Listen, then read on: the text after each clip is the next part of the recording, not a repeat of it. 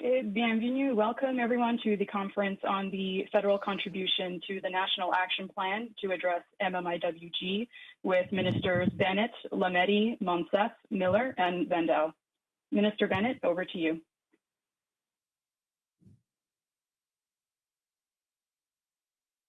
Well,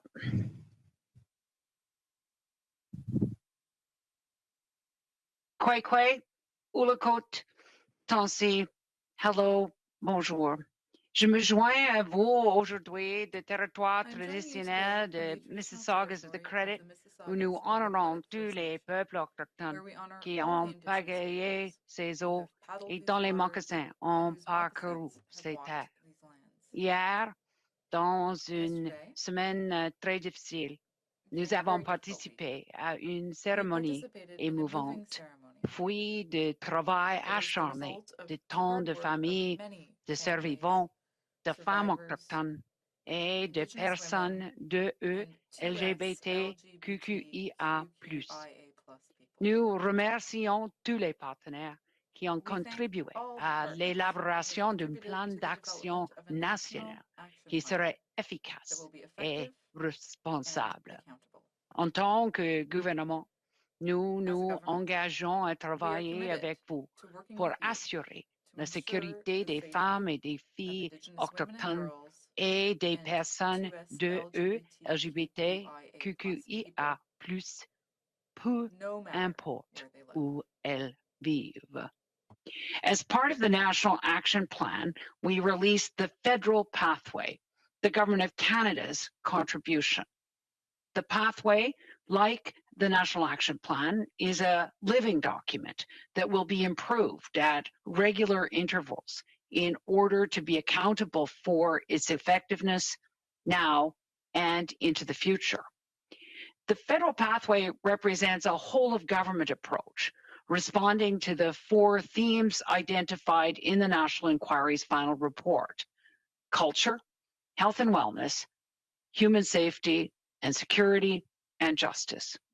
The pathway takes comprehensive actions to address the socioeconomic root causes, including culture, languages, community safety, poverty, food insecurity, employment, education, health and wellness, infrastructure, housing, and quality of life for all Indigenous peoples. It is backed up with the concrete measures from Budget 2021 and the Fall Economic Statement. This includes clear benchmarks for progress, informed by reliable data and research through a robust data strategy. This is essential to be able to measure, adapt, and keep the government accountable now and into the future. We thank our advisors, Claudette Dumont-Smith, Jean Taillé, and Mary Sillett, and the dedicated public servants that committed themselves to this important work. Inspired and guided by the wise counsel of families, survivors, and working in collaboration with all contributing partners, we are taking concrete actions to end the violence against First Nations, Inuit, and Métis women, girls, and to LGBTQIA+ people. Miigwech, Nakamik, Marcy, thank you, merci beaucoup. I will now turn it over to Minister Lametti.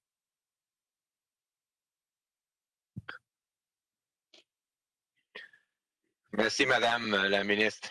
Je vous transmets mes salutations à partir de mon bureau qui se trouve sur le territoire traditionnel du peuple algonquin. Si cette conférence de presse avait lieu il y a 8 jours, mes remarques seraient sûrement différentes. Vendredi dernier nous a bouleversés. Our country is still absorbing the meaning of the horrible news from Kamloops, the discovery of a mass grave with the bodies of 215 Indigenous children at the former Kamloops Indian Residential School. I will admit that I'm still processing it. I am heartbroken and angry, and perhaps most sadly, I'm not surprised.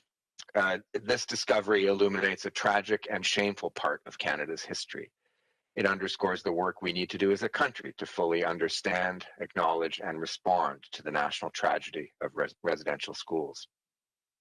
It's also further motivation for me to do what I can to advance reconciliation. And as Minister of Justice and Attorney General of Canada, I'm looking at all my options within my portfolio to address what we learned last week. In the midst of these tragic circumstances, we must continue to collaborate and advance our shared work towards the achievement of reconciliation in Canada. The federal pathway is part of that process.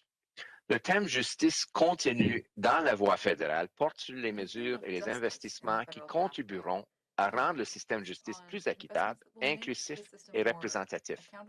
Ça commence avec des investissements de plus de 74,8 millions de dollars dans le budget de 2021. Ces fonds servent à supporter le travail nécessaire de lutte contre la discrimination systémique et la surreprésentation des Autochtones dans notre système de justice, en plus d'améliorer l'accès à la justice. These investments will go towards continued engagement and collaboration with Indigenous partners on shared justice-related priorities and on a national Indigenous justice strategy, helping Indigenous families navigate the justice system with the help of new funding for programs under the Indigenous Court Work Program and the Indigenous Justice Program. New funding for community-based and culturally responsive family mediation supports. This will help address issues before they escalate to the criminal justice system. Reviving the Law Commission of Canada. Its work will include addressing systemic barriers to justice faced by Indigenous peoples and modernizing our justice data collection to collect disaggregated data. Ces investissements s'ajoutent aux efforts que nous faisons pour atteindre ces objectifs. We remain committed to supporting self-determination through the development of administration of justice agreements with Indigenous communities and to better implement GLADU principles in the justice system, in which we invested in the fall economic statement close to $50 million. Nous continuons de soutenir les unités de liaison pour l'information à l'intention des familles, the FILUs, qui aident les familles à composer avec le traumatisme et la perte d'un être cher disparu ou assassiné. Et nous poursuivons nos efforts pour adopter le projet de loi C-15, la loi sur la Déclaration des Nations Unies sur les droits des peuples autochtones. C-15 fait expressément référence aux appels à la justice formulés dans le rapport final sur les FFADA et à la nécessité de tenir compte du genre ainsi que de plusieurs formes de diversité dans notre approche. We have, in response to TRC Call to Action 50, announced 2 weeks ago, investments of $10 million in 21 projects across Canada to help revitalize Indigenous justice systems. And these are Indigenous-led projects, ground up across Canada. And finally, Bill C-22, which proposes sentencing reforms to help reduce the overrepresentation of Indigenous people in the criminal justice system. This week has been difficult for so many, but I believe that change is possible. Ensemble, nous pouvons bâtir un avenir meilleur pour tous les peuples autochtones, un avenir dans lequel les femmes, les filles et les personnes de LGBTQ+ autochtones seront entendus, valorisés et protégés. I will now turn to my colleague, Minister Vandal, to say a few words. Merci, thank you, miigwech, nachronik, merci, niawan. Thank you. Thank you, Minister. Tansi Boshu, bonjour and good morning. I want to begin by acknowledging that I'm speaking to you from my office in St. Boniface, St. Vital, city of Winnipeg, homeland of the Métis Nation, Treaty 1 territory, in a city that is now home to many Inuit. Before I begin, I want to recognize the horrific news that we learned last week of the locating of the remains of 215 children in the Kamloops residential school. It is a reminder of the consequences of colonialism for Indigenous peoples and their communities. We must not forget the victims. We must not forget the children who were sent to these institutions, those that came home, and we must never forget those that did not come home. Our thoughts are with the Kamloops Secwepemc First Nations. This government is strongly committed to reconciliation, healing, and justice for the former students of residential schools, as well as the missing and murdered women and girls, survivors, and their loved ones. As the National Inquiry into Missing and Murdered Indigenous Women and Children has emphasized, gender-based and racially motivated evidence violence against Indigenous peoples is systemic, with roots in colonization. And the scars of colonization run deep in the North. They are evident in the social and economic inequities and injustices faced by Inuit, First Nations, and Métis every day, from inadequate housing to food insecurity to inaccessible healthcare. La réponse du Canada à cette tragédie nationale doit reposer sur des distinctions afin de tenir compte des réalités spécifiques de tous les Autochtones, que ce soit dans les communautés urbaines, rurales, éloignées ou nordiques. C'est exactement ce que fait notre voie fédérale. Nous faisons de nouveaux investissements pour améliorer la sécurité et construire de nouveaux refuges pour les femmes et les enfants inuits dans l'Inuit Nunangat, ainsi que dans les secteurs urbains en s'appuyant sur ceux qui ont été faits dans l'annonce économique de l'automne, qui a annoncé 724 millions de dollars pour lancer une stratégie globale de prévention de la violence. Le budget 2021 propose 50 millions en aide immédiate au logement dans le Nord, ainsi que 4,3 milliards de dollars en infrastructures communautaires autochtones, fondées sur les distinctions pour aider à répondre aux besoins critiques en matière de logement et infrastructures.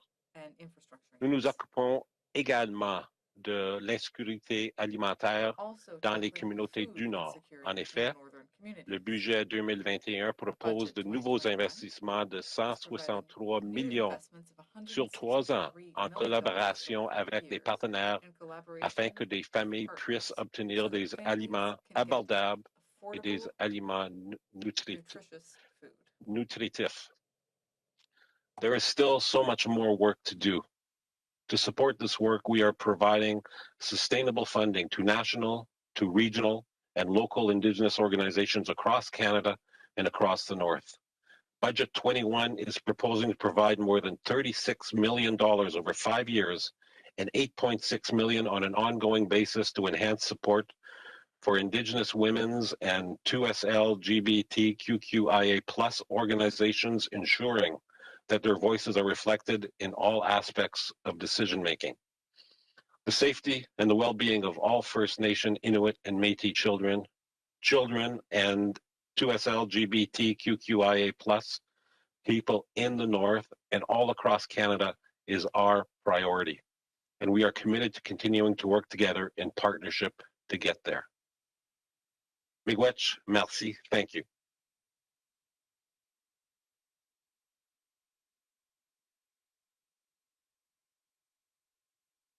Minister Monsef.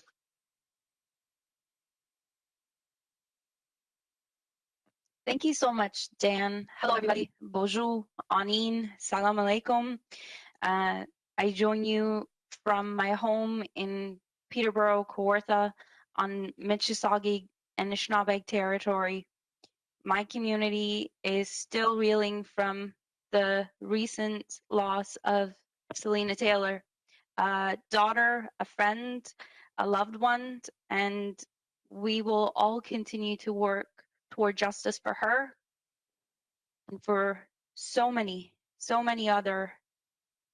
more of our Indigenous sisters. I'd like to begin also by expressing my profound gratitude to every single person, elders, grandmothers, firekeepers, ministries, organizers, partners, survivors and their families who ensured that yesterday was possible and that yesterday was done in ceremony.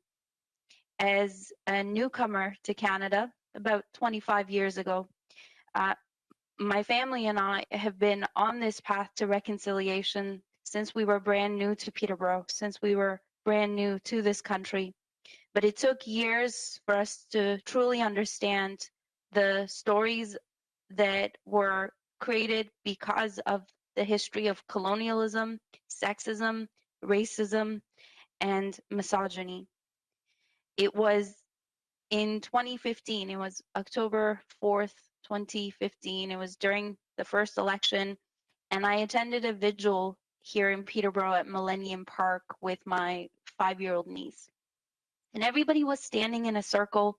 It was a rainy day, and as you can appreciate, there was real sorrow in that circle. Everybody was holding hands, back when it was safe to hold hands like that.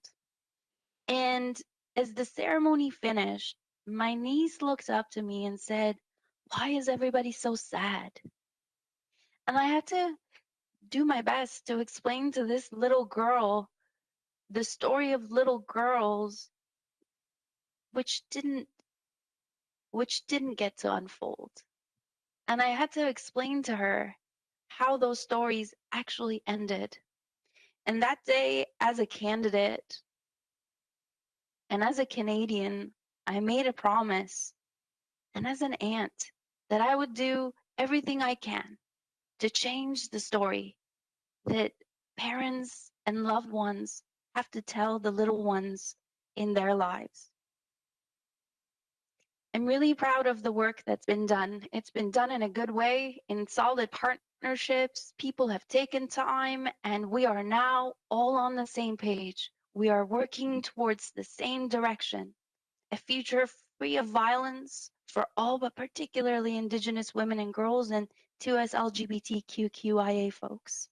We're all rowing in the same direction. There is a plan that is financed with over $2 billion. We are accountable first and foremost to families and survivors, and they will continue to guide us over the course of the years ahead on this path. This plan also includes a strong partner already in the territory of Yukon. You heard from Minister Dendies yesterday. Their entire plan is the best of its kind. All you have to do is copy and paste it at this point because they've done the work. And we look forward to working with all provinces and territories so that we can end this national tragedy and change the story. The work moving ahead through my department involves closing the cell gaps. The highways of tears across this country need not exist. There's $50 million to address that. There's additional funds for internet access, and we've heard the call for enhanced rural transportation. Minister McKenna and Goody Hutchings are working on that.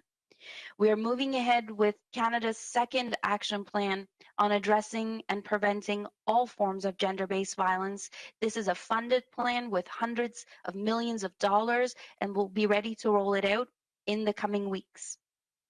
We are moving ahead also with establishing a secretariat to address and prevent gender-based violence within the Government of Canada, and we look forward to input from partners involved in the work on the path to reconciliation.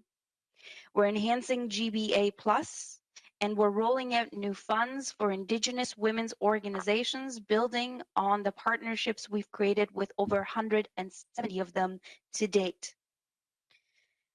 And we are going to continue to ensure that nothing for you without you. You will continue to be at the table. Back in 2013, through the YWCA, I was able to attend the United Nations Commission on the Status of Women. And every session that the Government of Canada hosted in that gathering was interrupted by feminists of all backgrounds calling on the government to make the inquiry into missing and murdered Indigenous women and girls a priority. It was not a priority at that time. We have come a long way since, but as all the speakers yesterday said, this is only a beginning, and we must build on the momentum. We must build on the momentum, and every day is an opportunity to move forward.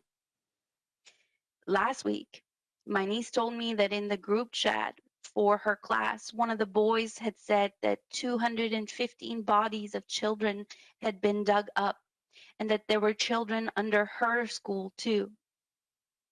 Our children, settlers and otherwise Indigenous, are asking really difficult questions, particularly in light of the discovery of those bodies in Kamloops last week. I truly hope that we can all tell them a less difficult story moving forward, but I also believe that they are going to be strong partners for us on this path. Lastly, let me thank Minister Bennett.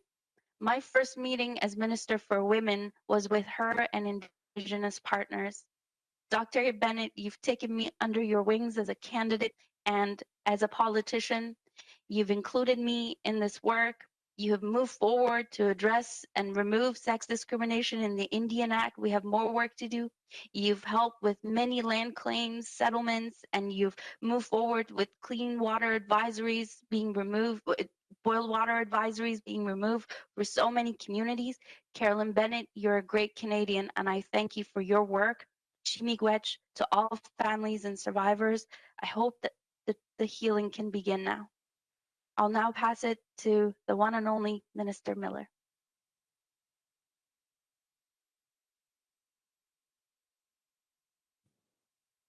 Thank you, Minister Monsef. Kwekwe Tanse Nusakut, good morning. Et bonjour.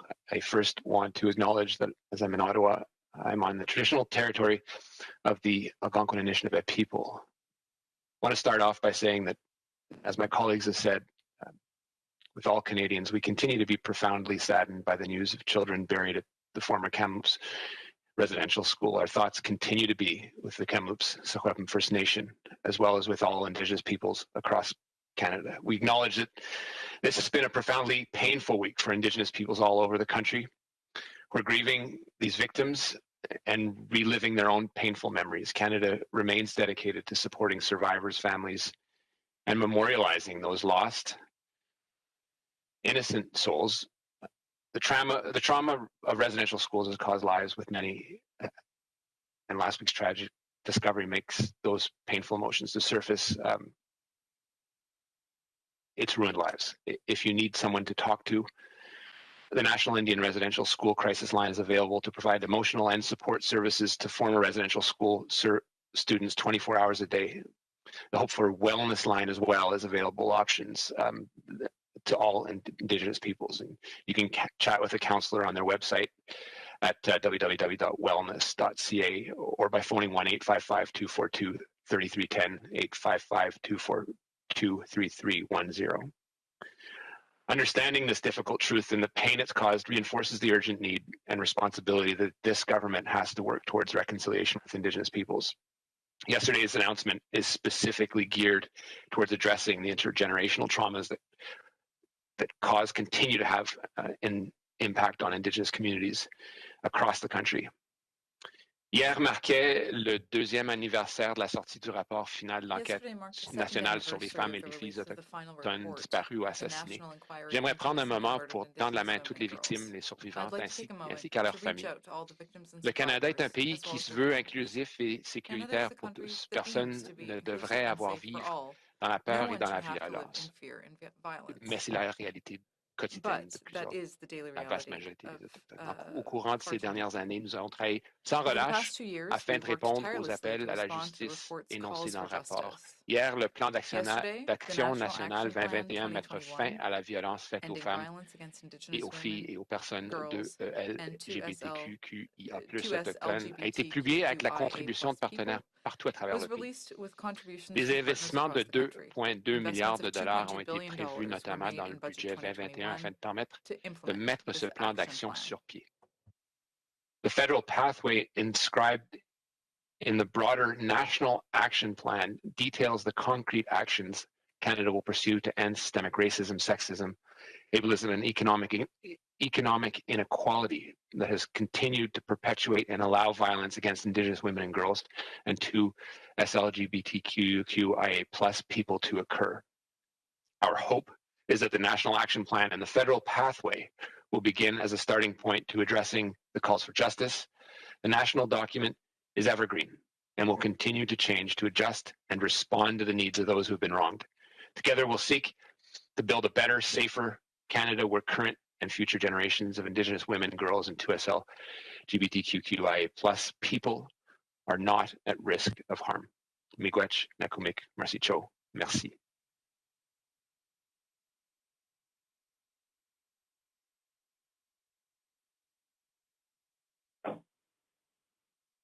Merci.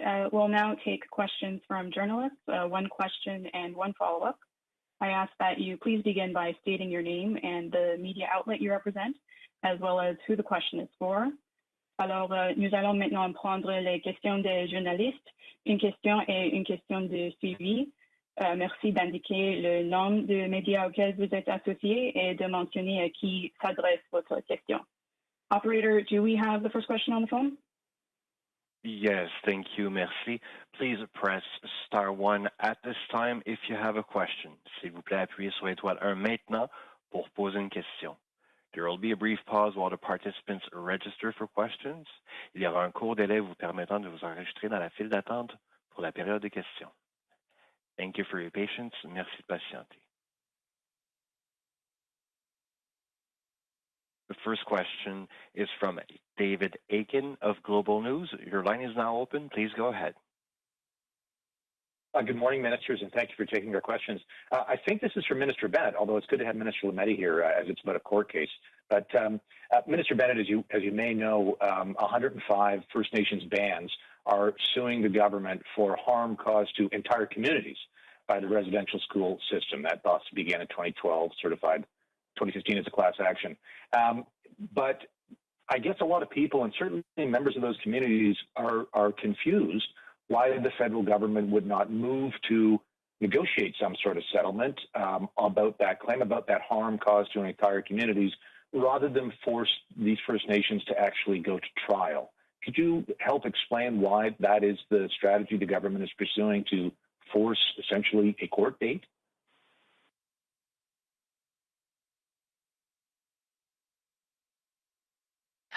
David, if I understand correctly, this is the Day Scholars case?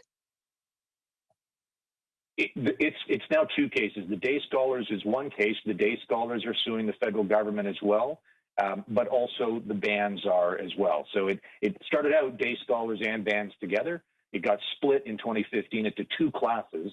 The Day Scholars is one class, I understand, and the bands are a separate class.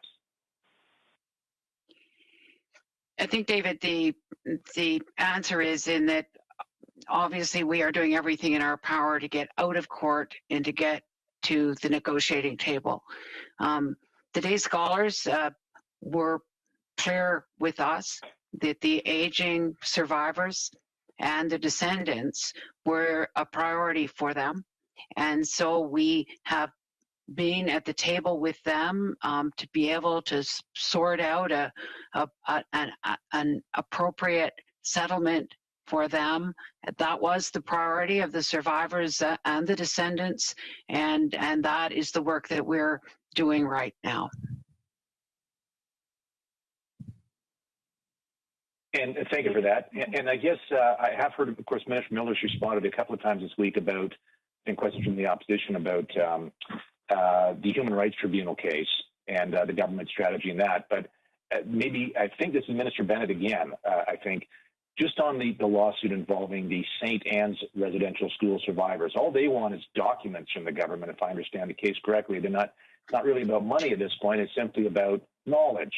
And to the extent that the federal government has documents, wondering why, again, in this case, why fight residential survivors in court? Why not hand over the documents?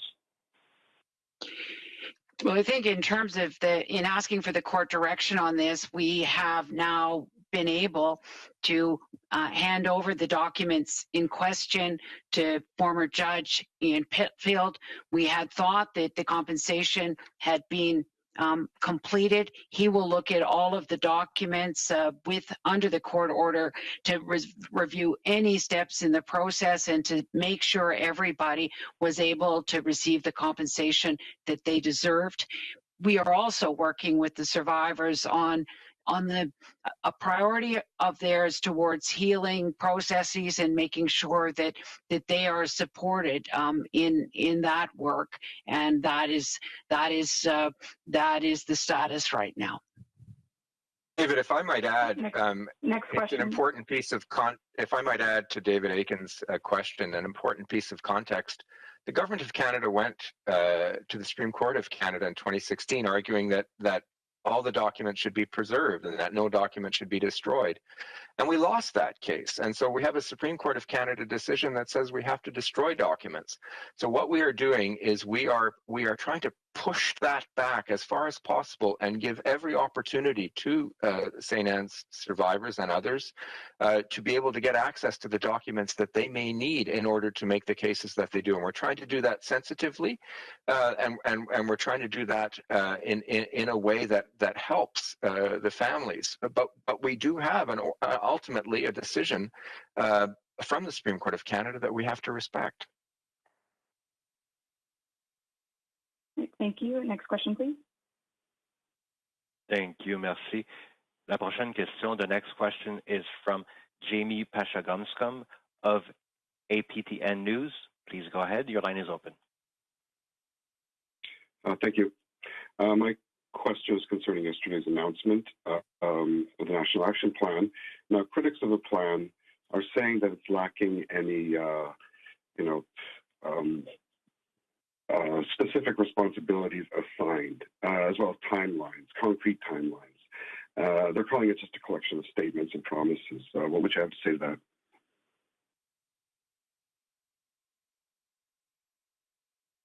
Well, maybe I'll start, Jamie, firstly, I just want to thank the 100 of Indigenous women and Two-Spirit people that work so hard on the National Action Plan with all of the partners centered by the Family and Survivors Circle.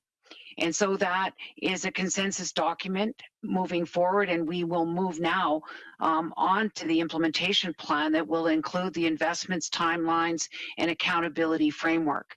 We now have a very robust data strategy that the data working group has given us as a roadmap as to the indicators and the ways that and even the data sets that we're going to have to work very hard to get to be able to establish process and be able to say that this evergreening document will have to have the ability to be regularly updated based on results, that we measure, adapt, both today's federal pathway and the National Action Plan really will be accountable to all of the families and survivors coast to coast to coast.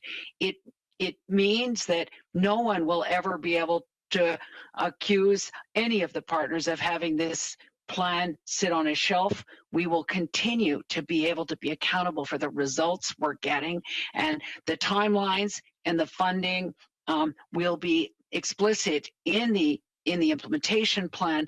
But as you can see, Jamie, in the federal pathway today, there are very clear investments that came out of the fall economic statement as well as budget 2021 that have some of the timelines there in terms of the consistent funding. And I just want to say I am so proud of the work that the Family and Survivors Group have done, and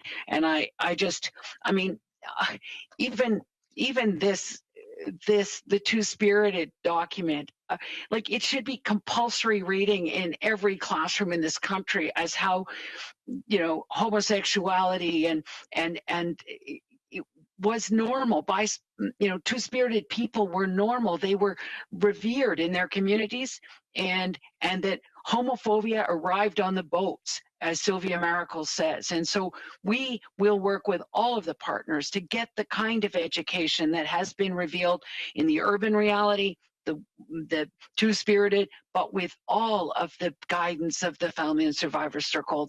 This is a very, very, very important milestone in the history of Canada, for which some families and survivors came to talk to me about 20 years ago. I'm very proud that we got to this day.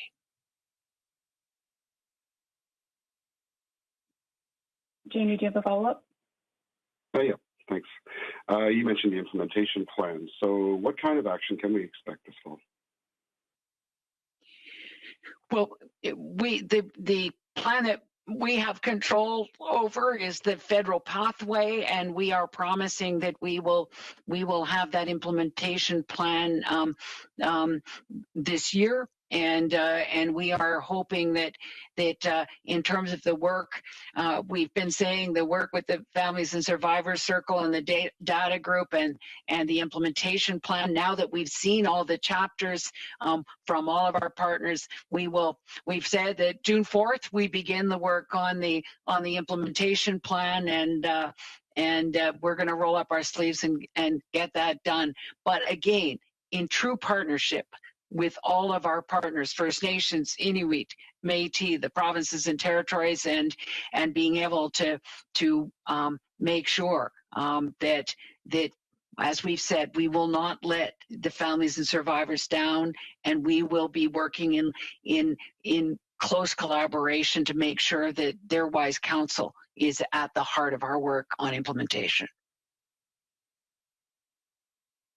Jamie, if I may,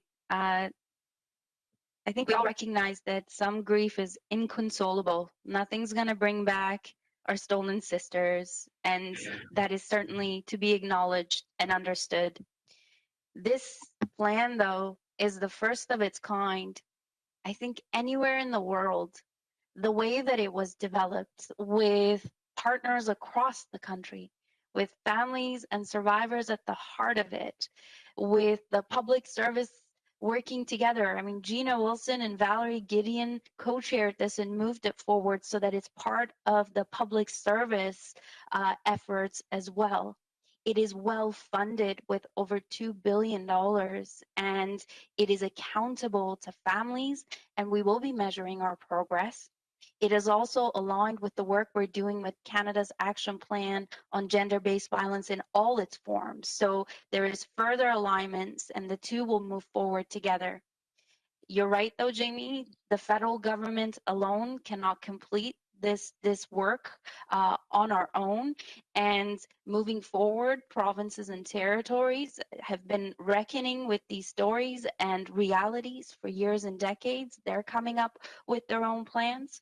For us, we'll continue to keep families and survivors at the table, of course, but we'll be rolling out the funds in budget 2021. So women's organizations, Indigenous-led, supporting Indigenous communities across the country are going to build on their capacity with increased core funding as well as operational funding for their programs, services, and research to move ahead. We're strengthening the base for this work within the federal government with a secretariat specifically focused on gender-based violence. And as you heard Minister Miller and Vendel and Bennett say, this is a live document too. It won't just sit on a shelf. It will just get stronger and stronger as Canadians' resolve to end this national tragedy gets stronger and stronger. And our government will be there to close those cell gaps, to address the highways of tears, and to do right by those whose stories ended too soon. Thank you, Minister. Next question, please, operator. Thank you, merci. The next question, la prochaine question is from Geneviève Normand, CBC Radio-Canada. La parole est à vous. Oui, bonjour, merci de prendre ma question. J'apprécierais d'abord une réponse dans les deux langues, s'il vous plaît. Et ma question s'adresse à vous, le ministre Miller ou encore ministre Lametti. En fait, c'est que ce matin, il y a des experts des Nations Unies qui demandent aux autorités canadiennes, en l'occurrence vous tous et toutes, et aussi à l'Église catholique, d'entreprendre des enquêtes approfondies à Kamloops. Et par enquête approfondie, on parle d'examens médico-légaux, d'identification des corps. Et en plus de ça, l'ONU exhorte aussi votre gouvernement à entreprendre des enquêtes similaires pour tous les autres sites des pensionnats autochtones à travers le pays. Alors ma question, est-ce que vous vous engagez à répondre positivement à la requête des experts des Nations Unies?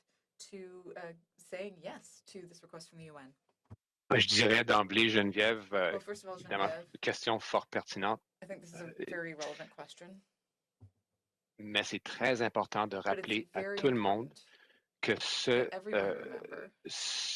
type de demande doit passer d'abord et avant tout par les nations et les communautés concernées. On parle notamment de communautés qui sont en deuil qui ont les projecteurs de la nation braqués sur un site de crime désormais sacré. Et la question, en fait, oui, évidemment, le fédéral aura son mot à dire, mais ça passe à travers le consentement de la nation affectée qui est toujours en deuil. Alors, il y aura un temps et un moment pour réfléchir et pour répondre à cette question. Je sais très bien que la GRC vient d'ouvrir une enquête. On ne pourra pas parler davantage là-dessus, évidemment, pour ne pas affecter le cours de la perquisition et de tout ce qui pourrait suivre. Mais rappelons-nous encore une fois l'importance de mettre la nation, la communauté affectée, endeuillée, au centre de la prise de décision. C'est qu'on a oublié à faire par le passé. Et c'est des événements comme aujourd'hui où on se le rappelle nous-mêmes. I'll say it in English as well. And this is a very important question, but the framing of it is equally important. It is important to restate and underscore that this type of process that is can be particularly painful, can be particularly invasive, has to go through the consent of the nation and the communities that are affected. These are communities that are in pain. They are now currently going through their protocols. The eyes of the nation are focused on a site in Kamloops that is opening up wounds across the country for many people that are reliving memories.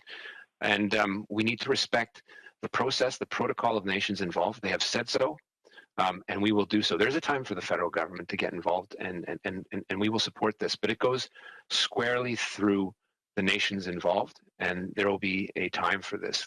Let's remember, again, that this is potentially a crime scene, but also may well be considered sacred grounds. And people will have views on these that we will need to respect, whether we agree with them or disagree with them. Now, I understand the RCMP has opened a case.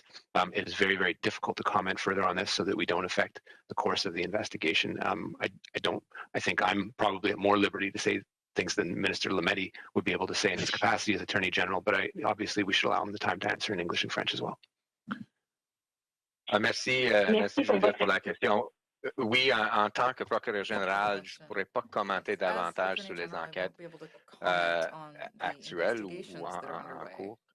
Mais ce que je peux vous dire, c'est en tant que gouvernement, en tant que ministre et au niveau politique, nous allons coopérer, évidemment, dans la mesure possible, mais tout le temps avec le respect que le ministre Miller vient de souligner. Il faut respecter la volonté des communautés, des familles, des survivants. C'est primordial. So just to say the same thing in English, as Attorney General, I can't comment on ongoing investigations. They're independent of my function as Attorney General. But I can say that on a political level, as the Minister of Justice, we will cooperate as a government where we can cooperate politically, but always with the primordial consideration of the interests of communities, First Nations, Indigenous communities, families, survivors. We have to be very sensitive to what they want and how they want to proceed. Très bien, merci pour vos réponses en question suivie. J'ai très bien compris là, que le gouvernement fédéral va vouloir mettre son mot, va vouloir participer, va vouloir coopérer. Vous avez parlé des nations, M. Miller. Les nations, en fait, on l'a vu là, depuis vendredi dernier, tout ce qu'elles demandent, c'est que la vérité sorte. Il y a eu 130 pensionnats autochtones à travers le pays. Est-ce que vous allez être l'instigateur d'une enquête peut-être publique? Comment est-ce que vous allez articuler ces enquêtes-là pour que la lumière soit faite sur chacun des sites de tous ces 130 pensionnats autochtones? Est-ce que, autrement dit, vous allez prendre le flambeau au nom de toutes les nations? Comment allez-vous articuler les recherches? Proceeding with these searches? Écoutez, je vais vous donner une réponse qui peut paraître d'emblée équivoque, ça ne l'est pas du tout. On sait très bien que par le passé, l'idée que le fédéral a toutes les réponses a causé des dommages incalculables et aujourd'hui en est un beau témoignage. il faut savoir qu'on n'a pas toutes les réponses. Et c'est de ce point de principe qu'il faut procéder. C'est clair qu'au niveau opérationnel, nous avons un centre coordonné d'urgence de tous les ministères qui sont impliqués pour répondre à cette crise, cet endeuillement national. D'abord, pour mettre l'emphase sur les communautés affectées et pour les aider dans leur processus d'établissement de protocole, mais c'est en les appuyant qu'on va avoir... qu'on va pouvoir ressortir leur voix, les mettre dans l'avant-plan.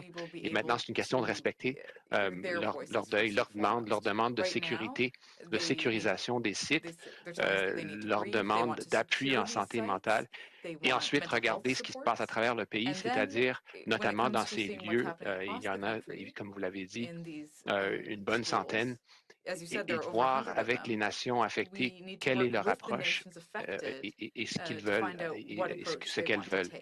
C'est un processus peut-être, comme je vous l'ai dit, qui peut vous sembler équivoque, mais loin d'avoir le fédéral comme porteur de flambeau, mais plus ou moins de coordonner toutes ces activités qui doivent avoir lieu. Je vous rappellerai que l'appel à l'action 71 interpelle les provinces dans la mesure où on a besoin de coronaires provinciaux. Et c'est quelque chose où on va avoir besoin de l'appui des provinces. J'ai aucune raison de croire que c'est le contraire. En fait, toutes les provinces auxquelles j'ai parlé, et inclus le ministre Lafrenière, sont là pour appuyer les démarches, le cas échéant. Il faut noter qu'il y a des nations qui peut-être veulent respecter le site sacré et ne pas procéder à des fouilles. Il y en a qui veulent tout à fait le contraire, et puis il faut respecter cette nuance. Et c'est là où on sera à l'appui. I'll provide this in English. It is a bit the same answer that I gave previously with respect to the international demands for investigations. This is something where we have to put the nations that are affected front and center. Where it may seem equivocal to some to say that the federal government doesn't have all the answers, it is a position of principle that we must respect. For far too long, we have said that we have had all the answers, and we know the effect that has had destructive on Indigenous communities. And today is a good example of the effects that has had. We will put the communities affected front and center. My focus and the focus of everyone on this line, as well as other ministers, is to support those communities in establishing their protocols and respecting their space, supporting them with mental health, securing the sites. Again, the eyes of the nations are focused on the Kamloops site, and that community is going through perhaps a much different process than the rest of us are, and we need to respect that. It doesn't mean that we won't be involved. It probably means more work, but to have the federal government at the front of this it sort of betrays the importance to have Indigenous communities at the forefront. And to the greater question of the 100+ sites of former schools, there are different approaches in different nations as to how to proceed. These are potentially crime scenes, potentially sacred sites with survivors that do absolutely want answers, and some communities that do not want it touched at all. And that is the stark reality of it. There are some survivors who still do not want to speak about this. Their descendants perhaps do, but they don't. And that is the reality of the emotional pain that everyone is in. So we need to respect that. I think the media plays a key role in putting that point forward, which is why we keep repeating it. And we will keep repeating it, putting those nations at the forefront. It doesn't mean less work on the federal government. Frankly, it means more. And I would say this about the provinces, that the ones that I've reached out to have been immensely supportive. And I don't think there's a single one that isn't supportive in doing this the right way. And that includes Call to Action 71, which does directly implicate coroners of the province in the case of communities that want to do more investigations. Merci.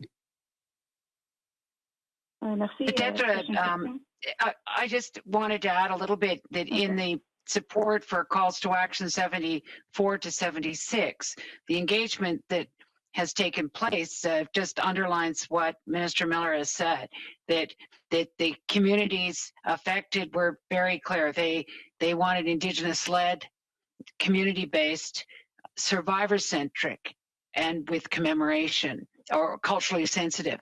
They wanted access to funding that would help them with their research, and as Mark has said, based on their protocols, archaeological expertise, as well as commemoration. And so this is the work that they are now doing, and that the funding is there for them to be able to for us to be flexible and do it the way they want to do based on their protocols, but based on the wise practices that so many of the leaders and experts know need to be there in terms of making sure it's done properly.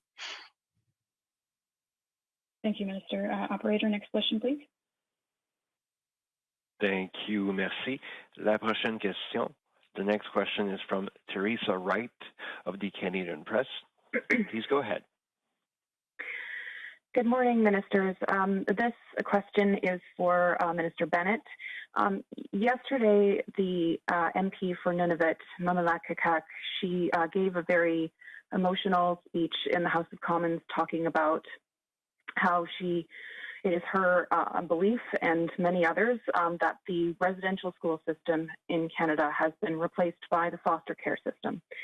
And she detailed that at great length. I know that Bill C-92 was passed 2 years ago, but a large and disproportionate number of Indigenous children are in the child welfare system, and many of them are living in hotels. They're vulnerable, and some have died by suicide in those hotels. I'm wondering what steps you're taking to stop this systemic situation that continues to exist, where Indigenous children are far more likely to be taken from their parents and put in foster care. I think Minister Miller would take this in terms of his extraordinary work on the transformational change that has to take place and will take place because of Bill C-92, to make sure that communities can assert jurisdiction over their children and youth and bring their youth home.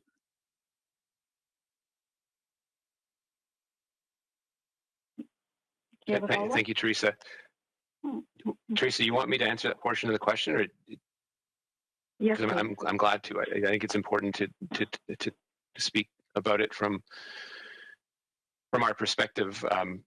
It is a responsibility that's shared across government, but when it comes to transforming the broken childcare system, C-92, which is about the implementation of rights of Indigenous peoples that people like me take for granted, which is the right to have control and custody over your children, is one that may seem self-evident, but it hasn't been afforded to Indigenous peoples. And it is really a transformative document in so far as it allows nations to lift up their inherent rights over child and family services, which you'll recall from a constitutional perspective is very much a split jurisdiction between the federal government and provincial governments, which hence the genesis of Jordan's principles, which has transformed lives. And it's important to recall that Jordan's principle and its implementation, for which we've dedicated now well over $2 billion, and rightly so, to achieve substantive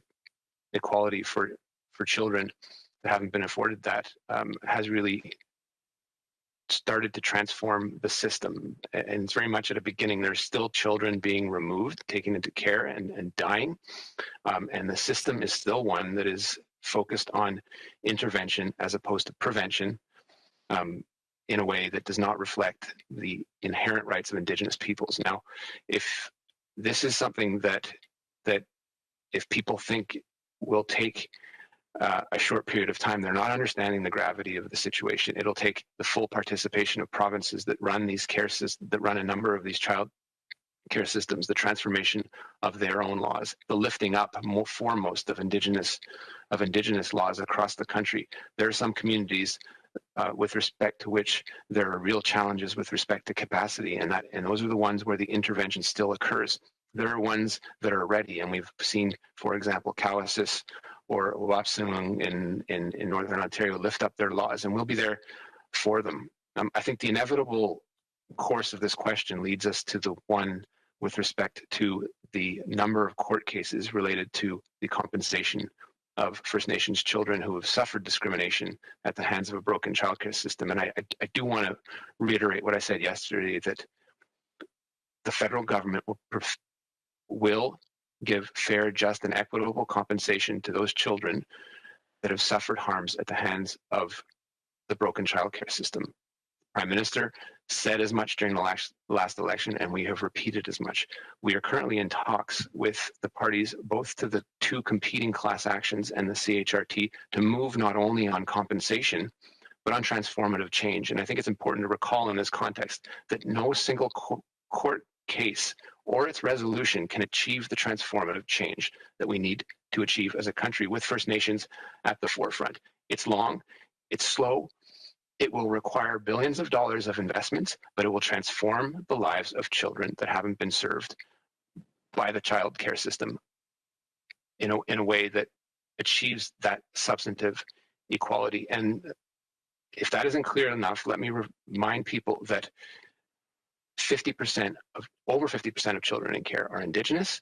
They represent 7% of the youth population in Canada. Teresa, if I could add as well, another piece of it is the sentencing reform that's in Bill C-22.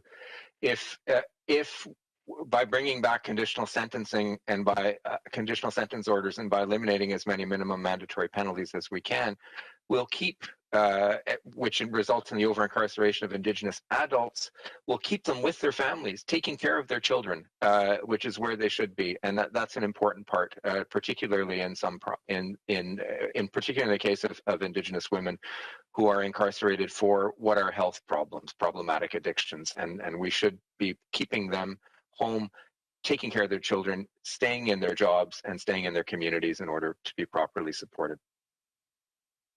Teresa, it's Dan Vandal here. The only thing I want to add is, in addition to what Minister Millers and Lametti have said, is this is all about prevention. And this plan this morning is about prevention. But we've been investing in prevention for the last 5 years, whether it's healthcare reform, whether it's education, whether it's justice. We've invested at least $30 billion of new money since 2015 in schools in Manitoba alone, in northern Manitoba. How do you build healthy communities? Well, we are investing in partnership with First Nations and Métis. We're investing $250 million to build 4 new schools in northern Manitoba, in Bunny Bunny B, in God's Lake, in Manitou Sipi, in Wassagamek.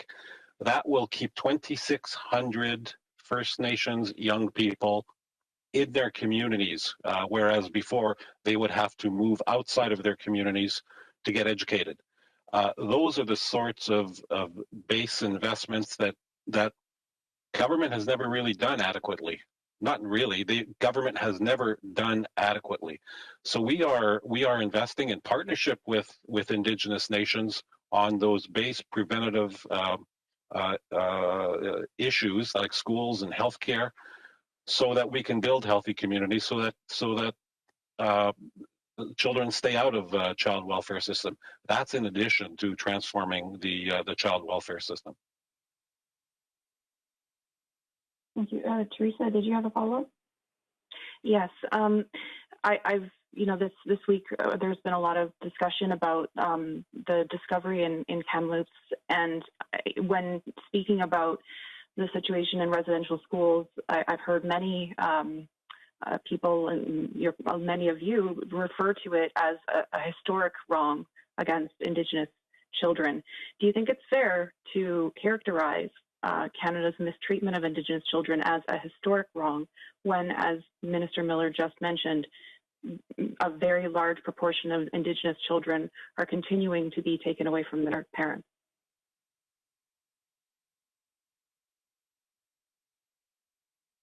I'll just start by saying absolutely, this is the Millennium Scoop, and the number of children still being taken from their families is totally unacceptable, and it means that we are working very hard in the decolonizing and the approach that somehow settlers thought they could look after children better.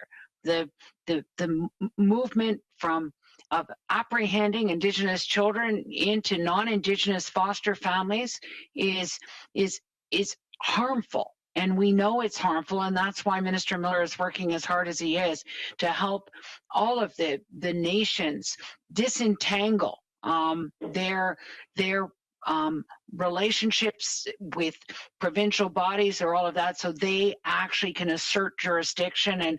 And I think as we move even this afternoon with the signing of the Anishinaabe agreement with their well-being law, that this is what decolonizing looks like, and that Section 88 of the Indian Act no longer applies because of Bill C-92, and we are beginning that road of self-determination and the transformative change that will be the future for Indigenous children to grow up proud of who they are as First Nations, Inuit, Métis, with that secure personal cultural identity that allows for much better, health, education, and economic outcomes. We want this stopped, and we are working very hard with the self-governing nations as well as the other nations, but the work that Minister Miller is doing with provinces and territories as well.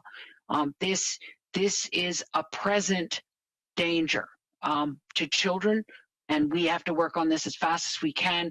As everyone knows, there are more kids in care now than there were at the height of residential schools, and it's unacceptable and harmful. Thank you, Teresa, Minister. perhaps just to complete Minister Bennett's thoughts, there's been often a reference to a dark chapter in our history. It's a chapter that is incomplete, especially when you look at the after effects and how triggering the discovery this last Thursday night was for many people, and bringing back memories perhaps that were deeply suppressed, and that chapter is not complete. You simply have to look at the ongoing groundbreaking work done by reporters like Kenneth Jackson to see that the system continues to be broken. It's a system that needs to be reformed. At our level, at the provincial level, it's one, as Dan said, that needs to move from one that has been almost solely focused on intervention, which is immensely costly, to one that is one of prevention, which is costly, but moves us in the direction where we don't have to have these repeated scenes of people being removed. I'd remind people that the legislation that was passed just before we went into the election last year on child and family services, it came into effect a few months later and established a standard of the best interests of the child. Courts now have to apply that. People can't go into homes and intervene simply because it's crowded, because in comparison to non-Indigenous communities, that wouldn't happen. That standard will continue to be applied, but there's also that other aspect of it that is much longer, and that's the transformative change with nations lifting up their own legislation and taking care of their own, with a model that is culturally sensitive and focused squarely on prevention. The prevention work has started with significant investments from our government. We'll continue to support those nations, but there's a lot more work to be done, particularly in those most vulnerable communities across the country, where we are, where it is a constant battle in closing socioeconomic gaps. Thank you, Minister. Just a note that some ministers have to leave for a question period. So we just have we have time for one last question. So operator, dernière question. Merci. Merci, thank you. La dernière question, the last question, is from Olivia Stefanovich of CBC News. Please go ahead.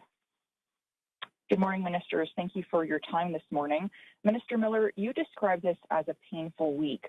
So has it led you and Minister Bennett to think differently about the government's approach to reconciliation?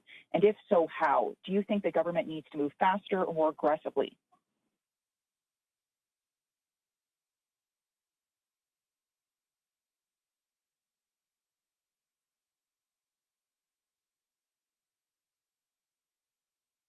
I can begin, Olivia, just in terms of my job is to accelerate the path to self-determination. I remember in 2002, when the Hollow Waters study came out of Manitoba, the quote, that healing is decolonization therapy. That's what we're trying to do. That's what we have to do. the paternalism has to be replaced by partnership, and we are doing everything we can to accelerate the pace with our partners to nation rebuilding, to actually that self-determination, helping and supporting nations as they develop their constitutions, as they revive their laws and policies, and make decisions in their own communities. And we are on that journey, and everything we do every day is to try and get that happening faster.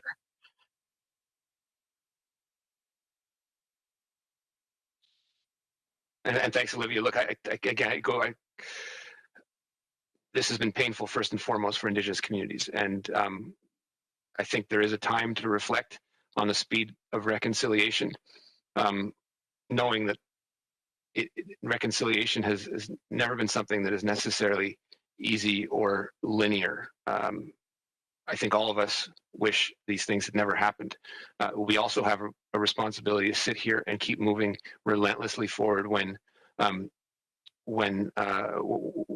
things sort of we have to recognize that there is a media frenzy around this that is very helpful in shining a light on things, and the work that you do is important in both holding us to account and raising this awareness for Canadians.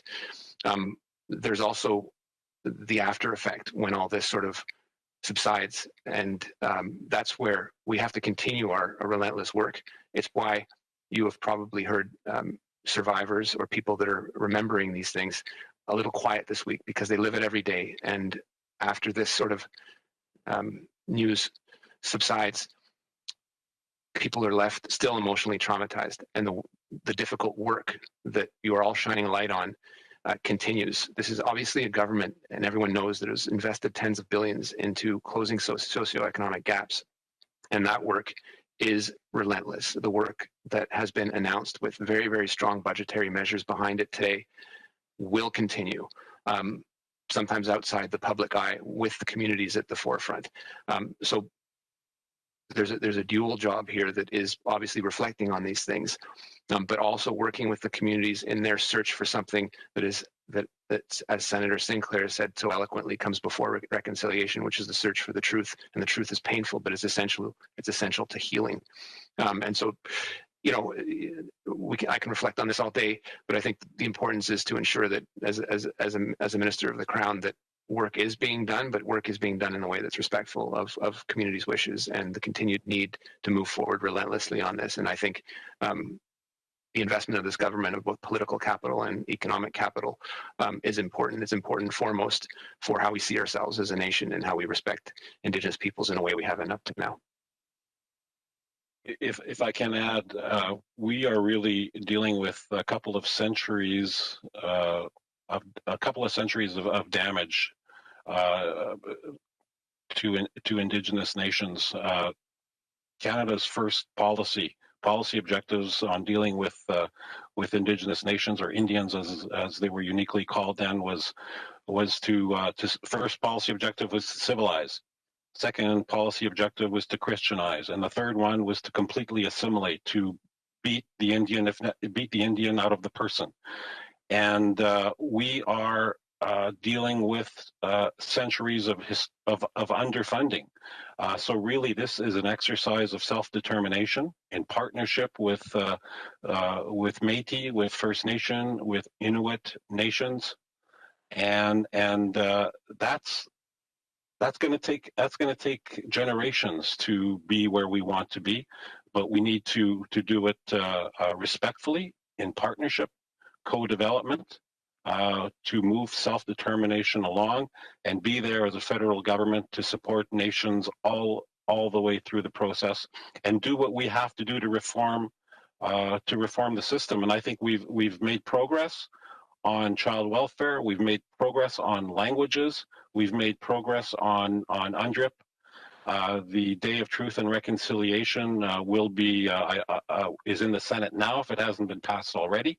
That will be 1 day per year, where there's an incredible opportunity to get to our young people in our schools, junior high and younger, elementary, through education. And education is the way out of this. It's certainly key, but it's going to take time. It's going to take time, and it's going to take the will of all governments to want to get it done in partnership. Thank you, Minister. Olivia, do you have a follow-up? Yes, thank you. In your answers to my colleagues, it doesn't sound like you're open to an international investigation into the discovery in Kamloops. So I'm wondering instead, would your government support the call for an inquiry into residential school burial sites that Marie Sinclair is calling for?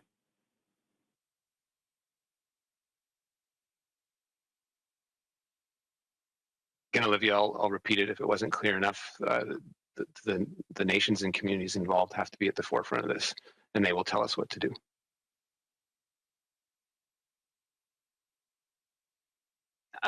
I totally agree with that, Olivia, and I also, just in your former question, this week has opened the eyes of many Canadians, like George Floyd did, like Joyce Echaquan. They now know the truth. You can't unknow the truth.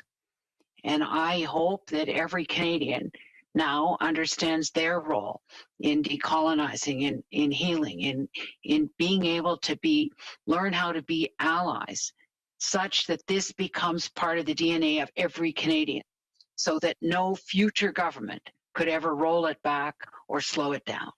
We've got to get there together on the journey of righting wrongs and true partnership and reconciliation.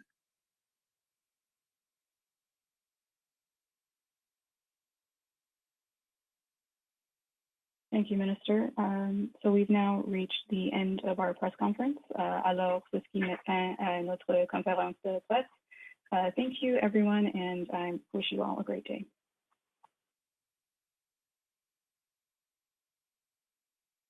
Thank you. The conference is now ended. Please disconnect your lines at this time, and we thank you for your participation. La conférence est maintenant terminée.